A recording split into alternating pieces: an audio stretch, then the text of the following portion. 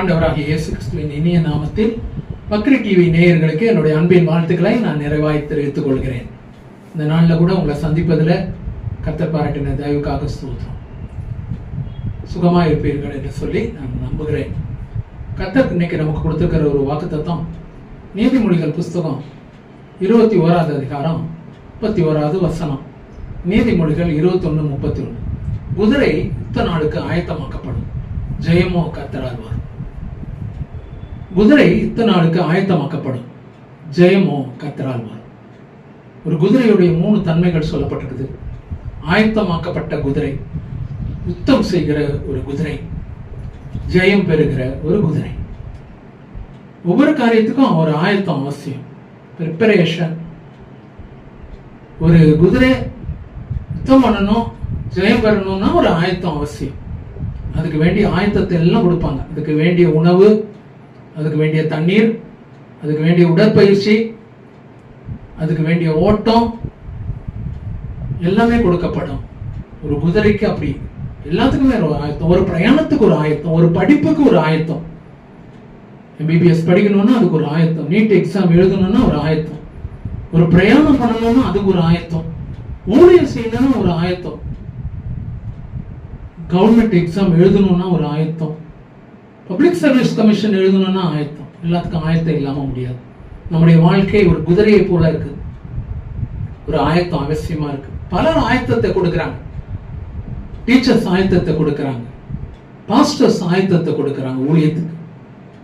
ரெண்டாவது யுத்தம் செய்கிறது. இன்னைக்கு நானும் நீங்களும் செஞ்சு இருக்கிறது ஒரு குதிரையை போல யுத்தம் செய்கிறோம். ஒவ்வொருத்தருக்கும் ஒரு யுத்தம். சிலருக்கு சுயத்தோட யுத்தம், சிலருக்கு கடனோட யுத்தம், சிலருக்கு வியாதியோட யுத்தம், சிலருக்கு பில்லிசூனியங்களோட யுத்தம், சிலருக்கு மாந்திரிகத்தின் வல்லமைகளோட யுத்தம், பாவத்தோட யுத்தம். ஒருத்தருக்கு ஒரு யுத்தம். முன்னாடி பெற்றுக்கொண்ட ஆயத்தத்தை வைத்து இப்போ நம்ம யுத்தம் செஞ்சுன்னு இருக்கிறோம். எல்லாருக்கும் யுத்தம் இருக்கு, யுத்தம் இல்லாம இல்லை. கடைசியாக 3வது சொல்லப்பட்டிருக்கிறது ஜெயம். ஜெயமோ கர்த்தரால்.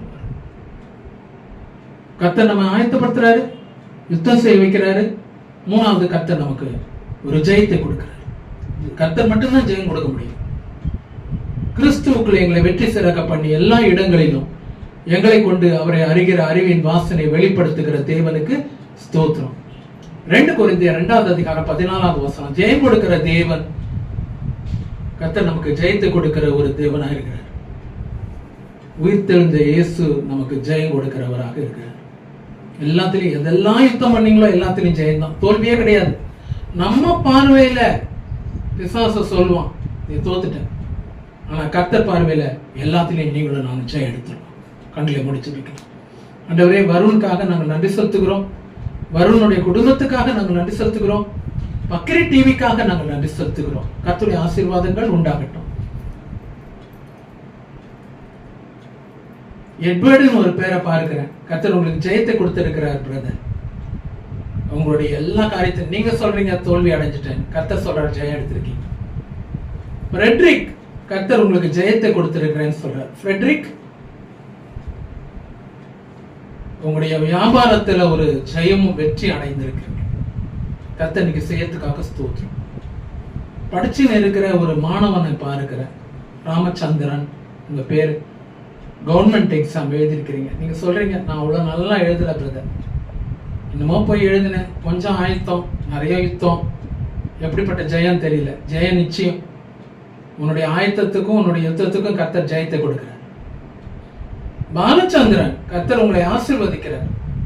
எல்லாமே தோல்வியா போயிடுச்சு, இனிமேல் வழி இல்லை நீங்க நினைக்கிறீங்க. ஆனா கர்த்தர் எல்லாத்திலும் கிறிஸ்துவுக்குள்ள எங்களை வெற்றி சிறக்க பண்ணுகிற தேவனா இருக்கிறார். ஆமா, எல்லாத்திலையும் ஜெயம் எடுக்கிறீங்க பாலச்சந்திரன். கர்த்தர் நீங்க செய்யறதுக்காக ஸ்தோத்திரம்.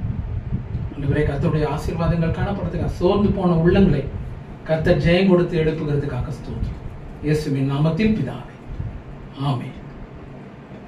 God bless you. கர்த்தர் உங்களை நிறைவாய் ஆசீர்வதிப்பாராக.